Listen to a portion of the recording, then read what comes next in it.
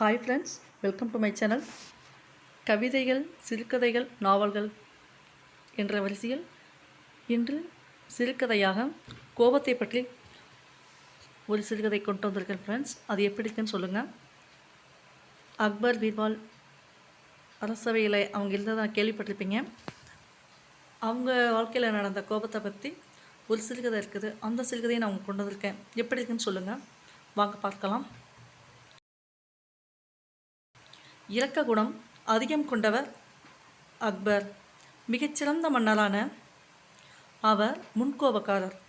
எத்தனையோ சிறப்புகள் இருந்தாலும் அவரது முன்கோபம் அவரது புகழுக்கு இலக்காகவே இருந்தது.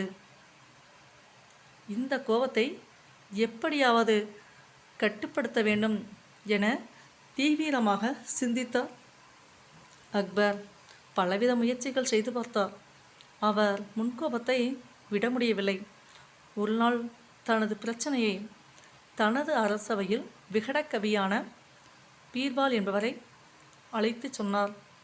விகடக்கவியான பீர்பால் மிகவும் திறமைசாலி, தந்திரசாலியும் கூட சொல்லலாம். அப்படிப்பட்ட அவரிடம் சொன்னார், மன்னா, நீங்கள் வருத்தப்பட வேண்டாம். உங்களது குலதெய்வத்தின் சக்தி மிகவும் வலிமையானது. அந்த குலதெய்வத்திடம் உங்கள் பிரச்சனையை சொல்லி முறையிடுங்கள், எல்லாம் சரியாகிவிடும் என்றார் பீர்பால். நிகழ்வு 2. பீர்பாலின் சொற்படியே மன்னர் தனது பூஜை அறைக்கு சென்று குலதெய்வத்தை வழிபட்டார். அப்போது மேஜை மீது ஒரு தங்க குவளை இருப்பதை பார்த்தார். ஆச்சரியமடைந்தார். மீண்டும் தியானத்தில் அமர்ந்து பூஜை செய்தார். அப்போது ஒரு அசரீர குரல் ஒலித்தது. மன்னா, உனது பக்தியை பாராட்டுகிறேன்.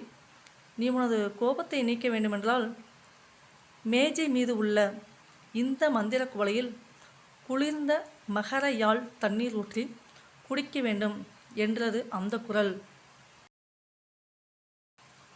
நிகழ்வு 3. இது குலதெய்வத்தின் வழிகாட்டல் என்று நினைத்து மன்னர் அக்பர் தனக்கு கோபம் வரும்போதெல்லாம் தங்க குவளையில் குளிர்ந்த நீரை ஊற்றி குடித்தார். இதனால் அவரது கோபம் குறைந்தது. மக்களும் மன்னரது கோபம் குறைந்துவிட்டது என கூற ஆரம்பித்துவிட்டார்கள். இந்த நிலையில் ஒரு நாள் மன்னர் அக்பர் பீர்பாலை அழைத்து, இப்போது எனது கோபம் குறைந்திருக்கிறதா என கேட்டார். மன்னர், உங்கள் கோபம் மிகவும் குறைந்துவிட்டது. எல்லாம் உங்கள் குலதெய்வத்தின் அருள்தான் என்றார் பீர்பால். மனத்துக்குள் மகிழ்ந்த மன்னர், அக்பர், நீ சொல்வது உண்மைதான். எனது குலதெய்வத்தின் அருள்தான் நான் கோபத்தை குறைப்பதற்கு காரணம் என்றார். நிகழ்வு 4. பீர்பாலிடம் மன்னர் நடந்தவற்றை விளக்கினார். நான் பூஜையில் இருந்தபோது எனக்கு தங்க குவளை ஒன்றை எனது குலதெய்வம் கொடுத்தது. அந்த மந்திர சக்தி கொண்டது. கோபம் வரும்போதெல்லாம் இந்த குவளையிலிருந்து குளிர்ந்த தண்ணீரை எடுத்து 3 முறை குடித்து வர உனது கோபம் குறையும் என எனது குலதெய்வம் கூறியது. அதன்படி கோபம் வரும்போதெல்லாம் தங்க குவளை தண்ணீரை 3 முறை குடித்து வருகிறேன். என் கோபம் குறைந்து விட்டது என்று மகிழ்ச்சியுடன் சொன்னார் அக்பர். நிகழ்வு 5. பீர்பால் மனதுக்குள் சிரித்து கொண்டார்.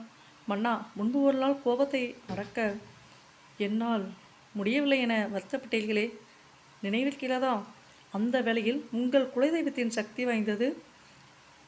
அந்த குலதெய்வத்தை வழிபட்டால் நிச்சயம் கோபம் குறையும் என நான் சொன்னேன். உங்களுக்கு ஞாபகம் இருக்கிறதா என கேட்டார் பீர்பால்.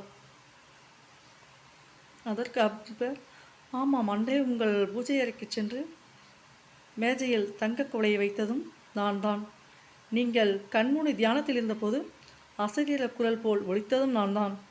3 முறை தங்க குவளையில் நீங்கள் குளிர்ந்த நீரை குடியுங்கள் என்று குரல் கொடுத்ததும் நான் தான் என்றார் பீர்பால். நிகழ்வு 6. கோபத்தில் ஒரு மனிதன் இருக்கும்போது அவனுக்கு சிந்தனை செய்ய நேரம் இருக்காது. உடம்பெல்லாம் சூடு உண்டாகும். இந்த குளிர்ந்த நீர் சூட்டையும் குறைக்கும், சிந்திக்கவும் நேரத்தை உண்டாக்கும். இதனால்தான் கோபம் தானாய் குறையும் இந்த பயிற்சியை தொடர்ந்து 3 மாதங்கள் செய்தால் உங்கள் கோபம் குறைந்து விட்டதல்லவா என பீர்பால் மீண்டும் சொன்னார். மன்னர் அக்பருக்கு அப்போது கோபம் வரவில்லை. தனது தவறை நீக்க பீர்பால் எடுத்த முயற்சியை என்னை மிகவும் பாராட்டினார். அக்பர் பின்பற்றிய முறையை நாம் பின்பற்றலாம். தங்க குவளை கிடைக்காவிட்டாலும் கோபம் வரும்போது ஒரு எவர் சில்வர் டம்மரில் கொஞ்சம் தண்ணீர் எடுத்து குடித்து கோபத்தை குறைக்கலாம். அல்லது அந்த இடத்தை விட்டு அகன்றில் சென்று விடலாம். மனதுக்கு பிடித்த மந்திரத்தையோ இறைவனின் திருப்பெயரையோ திரும்ப திரும்ப உச்சரிக்கலாம். தனியறைக்கு சென்று அமைதியுடன் இருக்கலாம். நல்ல நண்பர்களுடன் கலந்துரையாடி கோபத்தின் வேகத்தையும் குறைக்கலாம். அவன் என்னை திட்டிவிட்டான், ஏமாற்றி விட்டான், அடைத்து விட்டான், தோற்கடித்து விட்டான் என அடிக்கடி எண்ணி அடிநெஞ்சில் வஞ்சகம் வைப்பவர்களால் கோபத்தை குறைக்க முடியாது. எண்ணத்தில் தூய்மையையும் நேர்மையும் நிறையும் போது கோபம் தானாக குறைந்துவிடும். ஆத்திரக்காரனுக்கு புத்தி மட்டு என்பார்கள். ஒருவன் ஆத்திரத்தோடு கோபத்தோடு செயல்படும் போது அவனது அறிவு செயல்படாது என்பதே அதன் கருத்து ஆகும். எனவே தான் 60 சினம் என குறிப்பிட்டார்கள்.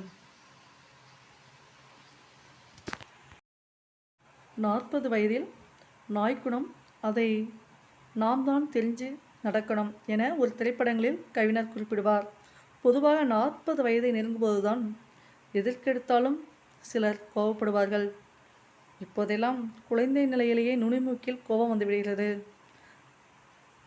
கம்பீரமாக வாழ்க்கையில் வளம் வந்தவர்களை கூட இந்த கோபம் சீரழித்து சின்னாபின்னப்படுத்தி விடுகிறது. பக்கத்து வீட்டுக்காரர்களிடம் சுகமாக பழக இயலாத நிலையும் உருவாக்கி விடுகிறது. வாழ்க்கையில் விரக்தியும் ஏற்படுத்துகிறது. அந்த கோபத்தால் தகுதியும் திறமையும் கொண்டவர்களால் கூட வாழ்க்கையால் நிம்மதியாக வாழ முடிவதில்லை. கோபம் வெளியாகும் போது பழிவாங்கும் உணர்ச்சி ஏற்படுகிறது. எனவே கோபத்தை தவிர்ப்போம்.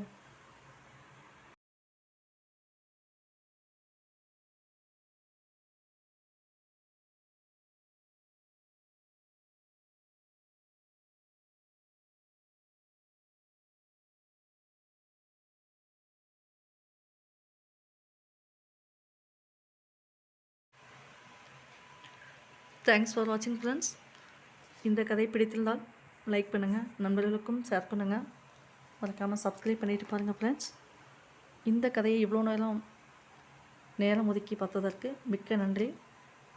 உங்களுக்கு எந்த கதை எந்த கவிதை வேணும்ட்டு அந்த தலைப்பை கமெண்ட்டில் பதிவிடுங்க, நான் உங்களுக்கு பதிவிடுறேன். மீண்டும் ஒரு புதிய தலைப்புடன் உங்களை சந்திக்க வருகிறேன். நன்றி. அன்புடன் செல்வி அலகேஷ்.